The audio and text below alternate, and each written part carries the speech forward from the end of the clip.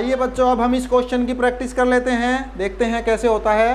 Question है हमारा, दर्शाइए कि किसी धनात्मक पूर्णांक का वर्ग किसी पूर्णांक m के लिए 5m+2 या 5m+3 के रूप का नहीं हो सकता। तो इस प्रकार के क्वेश्चनों में बच्चों मैंने बताया था, सबसे पहले हम जो हमारी यूक्लिड विभाजन प्रमेयिका है उसको हुबहू लिख लेते हैं, वो हमने यहाँ पर लिख ली। अब इसके आगे बढ़ते हैं बच्चों। इसके आगे हमें सबसे पहले b के मान की ज़रूरत पड़ती है। तो मैंने बताया था तुम्हें b का मान हमें कहाँ से मिलता है, b का मान मिलेगा ये यहाँ से, हमें यहाँ पर जो m का गुणांक है यही हमारा b का मान होता है। तो हम लिखेंगे बच्चों, माना b बराबर 5।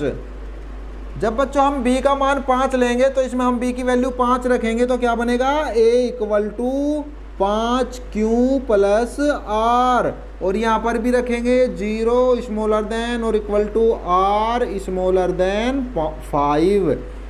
तो ये बच्चों हमारी हो जाती है समीकरण नंबर 1। अब देखो बच्चों, r के मान यहाँ से हमें क्या क्या मिल सकते हैं, क्या क्या r का मान हो सकता है। r की वैल्यू 0 से 0 भी हो सकती है और 0 से बड़ी और 5 से छोटी होगी। तो कौन कौन सी होएगी r की वैल्यू, r की वैल्यू 0 हो जाएगी, 1 2 3 4, ये r की वैल्यू हो सकती है। अब इसके आगे बढ़ेंगे बच्चों, ये यहाँ से जब हमें r की वैल्यू मिल जाती है तो यहाँ से हमारे केस बनने स्टार्ट हो जाते हैं। देखो बच्चों, सबसे पहले क्या करते हैं, सबसे पहले हम यूक्लिड विभाजन प्रमेयिका लिख लेते हैं। इसको लिखते ही फिर हमें ज़रूरत पड़ती है b के मान की। तो b का मान हमें कहाँ से मिलेगा, यहाँ से जो m का गुणांक है वही हमारा b का मान होता है। जैसे ही हमें b का मान मिलता है तो b का मान इसमें रखते ही हमें फिर r के मान मिलने स्टार्ट हो जाते हैं, r की वैल्यू मिल जाती है। जब हमें r की वैल्यू मिल जाएगी तो इसके बाद फिर हमारे केस बनने स्टार्ट हो जाएंगे। तो अब हम केस फर्स्ट बना लेते हैं बच्चों। केस फर्स्ट क्या बनेगा, यदि r का मान 0 हो तो, यदि r बराबर 0 हो तो समीकरण 1 से, यदि r का मान 0 हो तो समीकरण 1 से, समीकरण 1 में देखेंगे बच्चों a = 5q बन जाएगा। जब हम r का मान 0 रखेंगे तो a = 5q। लेकिन देखो बच्चों, हमें यहाँ निकालना क्या है, a निकालना है या a² निकालना है या a³ निकालना है, ये पता चलेगा बच्चों हमें क्वेश्चन से। दर्शाइए कि किसी धनात्मक पूर्णांक का वर्ग, तो इसका मतलब बच्चों हमें यहाँ पर वर्ग निकालना है। तो हम निकालेंगे a² = 5q²। तो ये क्या बन गया बच्चों, a² = 25q²। अब देखो बच्चों, 5m के रूप में हमें इसको लिखना है। तो कैसे लिखेंगे, a² = 25 को लिख सकते हैं बच्चों 5 × 5q²। तो 25q² को बच्चों हम लिख सकते हैं 5 × 5q²। तो ये क्या बन गया, a² = 5, इस 5q² को मान लेते हैं m क्यों मान लेते हैं, क्योंकि q क्या है, q यहाँ पर हमारा कोई पूर्णांक है, और जब पूर्णांक का स्क्वायर करेंगे तो वो भी पूर्णांक ही होएगा, और जब उसमें 5 की मल्टीप्लाई करेंगे तब भी वो पूर्णांक ही रहेगा। तो कुल मिलाकर के ये हमारा एक पूर्णांक ही रहेगा। तो जो ये पूर्णांक होगा उस पूर्णांक को हम मान लेते हैं कि वो m है। तो जब हम यहाँ m मान लेते हैं तो फिर हम यहाँ लिखेंगे, जहाँ 5q² = m माना, इस बात को बच्चों हमने यहाँ पर लिख लिया। अब ये हमारा हो गया बच्चों फर्स्ट केस पूरा। अब आते हैं हम बच्चों केस नंबर 2 पर। केस 2 क्या बनेगा बच्चों, केस 2 है बच्चों, यदि r का मान, यदि r बराबर 1 हो तो समीकरण 1 से, समीकरण 1 कौन सा बच्चों, ये इसमें रखेंगे तो a = 5q + r का मान रखेंगे 1। अब बच्चों क्या करना हमें, यहाँ से आगे हमें निकालना है धनात्मक पूर्णांक का वर्ग। तो हम इसका वर्ग कर देते हैं दोनों साइड का। तो a² = 5q + 1 का स्क्वायर। अब यहाँ पर बच्चों a प्लस बी के होल स्क्वायर का फॉर्मूला खोल देंगे। वो क्या होता है बच्चों, a प्लस बी के होल स्क्वायर का फॉर्मूला ये होता है बच्चों a प्लस बी का whole square equal to A square plus B square plus 2ab। इस फॉर्मूले को बच्चों हम यहाँ पर खोल देते हैं। तो ये बनेगा a square equal to 5q का स्क्वायर प्लस 1 का square plus 2 into 5q into 1। तो देखो बच्चों क्या बनेगा, a square equal to 25q square plus 1 का स्क्वायर 1 प्लस 10q। अब देखो बच्चों इसमें ये 1 को मैं अलग लिख लेता हूं, तो ये बनेगा a square equal to 25q square plus 10q और प्लस 1। तो हम देखेंगे बच्चों इन तीनों में से तो कुछ कॉमन है नहीं, तो हम इन दोनों में से देखेंगे, इन दोनों में से 5 कॉमन आ जाएगा, क्योंकि हमें 5 इंटू एम इस रूप में लाना है। 5 के इंटू में कुछ ना कुछ कोई ना कोई पूर्णांक होना चाहिए। तो क्या करेंगे, यहाँ से इन दोनों में से हम 5 को कॉमन ले लेंगे।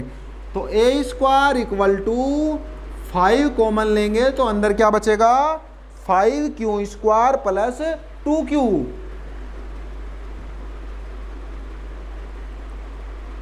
और प्लस 1। अब बच्चों हम इसमें ये 5 इंटू में जो ब्रैकेट में लिखा हुआ है ये क्या है, ये कोई ना कोई पूर्णांक बनेगा। क्यों, क्योंकि q कोई पूर्णांक है और पूर्णांक के साथ किसी की पूर्णांक की गुणा करेंगे तो भी वो पूर्णांक ही रहेगा, उसमें कुछ जोड़ेंगे, कोई पूर्णांक जोड़ेंगे तो भी वो पूर्णांक ही रहेगा। तो इसका मतलब ये क्या है, ब्रैकेट में ये पूरा का पूरा पूर्णांक है। तो इस पूर्णांक को हम m मान लेते हैं, तो ये बन गया 5m प्लस 1, जहां क्या हुआ बच्चों, 5q स्क्वायर प्लस 2q, इसको हमने क्या माना, m माना। तो ये बन गया बच्चों 5m प्लस 1, ये वाला बना हमारा 5m का रूप, ये बना 5m प्लस 1। अब इसके आगे बढ़ते हैं बच्चों, तीसरा केस लेते हैं। तीसरा केस क्या होगा हमारा, यदि r बराबर 2 हो तो। केस थर्ड, यदि r बराबर 2 हो तो समीकरण 1 से, तो समीकरण 1 क्या है बच्चों, ये रही, इसमें वैल्यू रखेंगे तो a equal to 5q plus r की वैल्यू रखेंगे बच्चों 2। तो ये अब हमें क्या करना, हमें निकालना है धनात्मक पूर्णांक का वर्ग। तो दोनों साइड का वर्ग कर देंगे, a square equal to 5q plus 2 का होल स्क्वायर। अब वर्ग करेंगे बच्चों इसमें a प्लस बी के होल स्क्वायर का फॉर्मूला खोल देंगे। वो क्या होएगा, 5q का स्क्वायर प्लस 2 का square plus 2 into 5q plus 2 into 5q into में 2ab, a square plus B square plus 2ab। अब देखो बच्चों a स्क्वायर इक्वल टू, इसका स्क्वायर खोलेंगे, ये हो गया 25q स्क्वायर प्लस 2 का स्क्वायर हो गया बच्चों 4 प्लस 5 दूनी 10, 10 दूनी 20, 20q। a square equal to, देखो बच्चों इन दोनों को लिख लेते हैं एक जगह, तो ये बनेगा 25q square plus 20q plus 4। अब देखो इन तीनों में तो बच्चों कोई कॉमन है नहीं, तीनों में तो कुछ भी कॉमन नहीं आ रहा, तो हम क्या करेंगे, इन दोनों में से कॉमन लेंगे। इन दोनों में से कॉमन आएगा क्या, 5, तो अंदर क्या बच गया, 5q स्क्वायर प्लस 4q और प्लस में ये 4। अब बच्चों हम जो ये ब्रैकेट में लिखा हुआ है ये क्या है, ये कोई पूर्णांक है, तो इस पूर्णांक को हम m मान लेते हैं। तो ये बन गया बच्चों 5m प्लस 4, जहां 5q square plus 4q equal to m माना, इसको हमने m मान लिया। तो ये हो गया बच्चों हमारा केस नंबर 3। अब आते हैं केस 4। केस 4 में r की वैल्यू लेंगे 3। यदि r बराबर 3 हो तो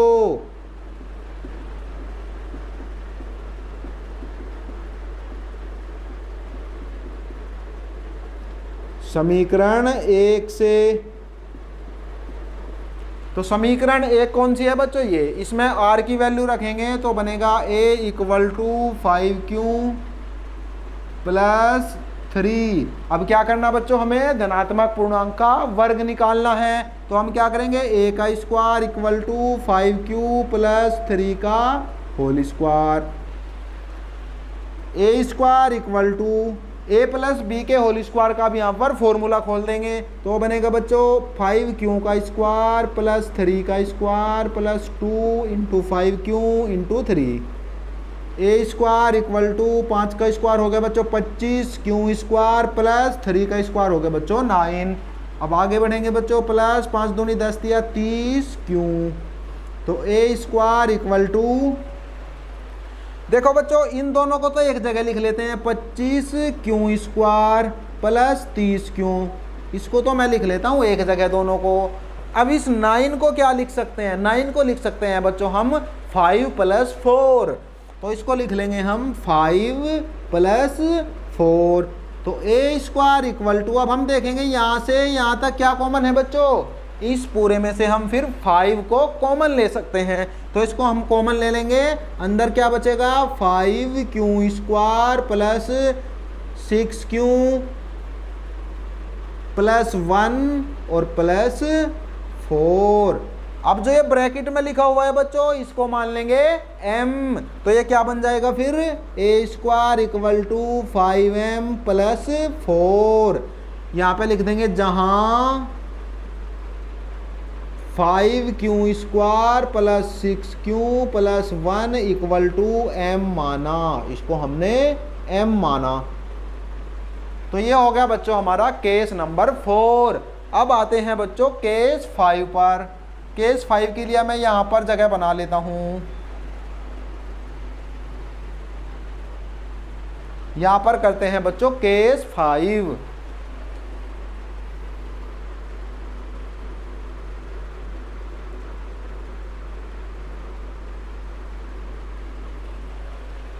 केस 5 में r की वैल्यू कितनी है बच्चों 4। तो यदि r बराबर 4 हो तो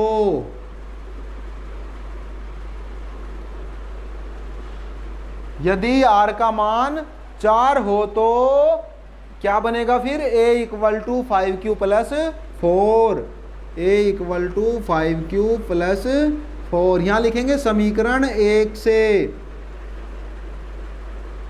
यदि r बराबर 4 हो तो समीकरण 1 से, तो बन गया a equal to 5q plus 4। अब हमें क्या करना है, धनात्मक पूर्णांक का वर्ग, तो हम इसका वर्ग कर देंगे, a square equal to 5q plus 4 और इसका स्क्वायर।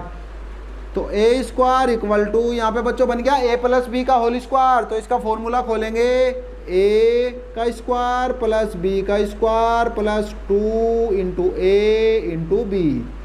तो ये हो गया बच्चों a square equal to 25q square plus 16 plus 5 दूनी 10 चौक 40q। तो a square equal to 25q square plus, बच्चों इस 40q को मैं इसके पास लिख लेता हूँ 40q और इस 16 को लिख लेते हैं 15 प्लस 1। 15 क्यों लिखते हैं, क्योंकि 5 के पहाड़े में 15 आता है, तो फिर हम इसमें से 5 कॉमन ले सकते हैं, इसलिए हम इसको 5 के मल्टीपल के रूप में तोड़ते हैं। तो अब 16 को लिखेंगे 15 प्लस 1, तो ये बन गया बच्चों a स्क्वायर इक्वल टू, इसमें से 5 कॉमन ले लेंगे तो अंदर बचेगा 5q square plus 8q plus 3 plus 1। तो ये हो गया बच्चों a square equal to 5m, इसको हम क्या मान लेते हैं जो ब्रैकेट में लिखा हुआ है m, क्यों, क्योंकि ये कोई एक पूर्णांक है और उस पूर्णांक को हम यहाँ पर m मान लेते हैं। तो आगे क्या बच गया 5m प्लस 1, आगे ब्रैकेट में लिख देंगे बच्चों, जहाँ पर क्या करा बच्चों हमने 5q square plus 8q plus 3 equal to m माना, इसको हमने m माना। तो देखो बच्चों इसने कहा था हमें ये दर्शाना था कि दर्शाइए कि किसी धनात्मक पूर्णांक का वर्ग किसी पूर्णांक m के लिए 5m प्लस 2 5m प्लस 3 के रूप का नहीं हो सकता। तो आप देखोगे बच्चों इस रूप में कोई से भी केस हमारा नहीं बन रहा है।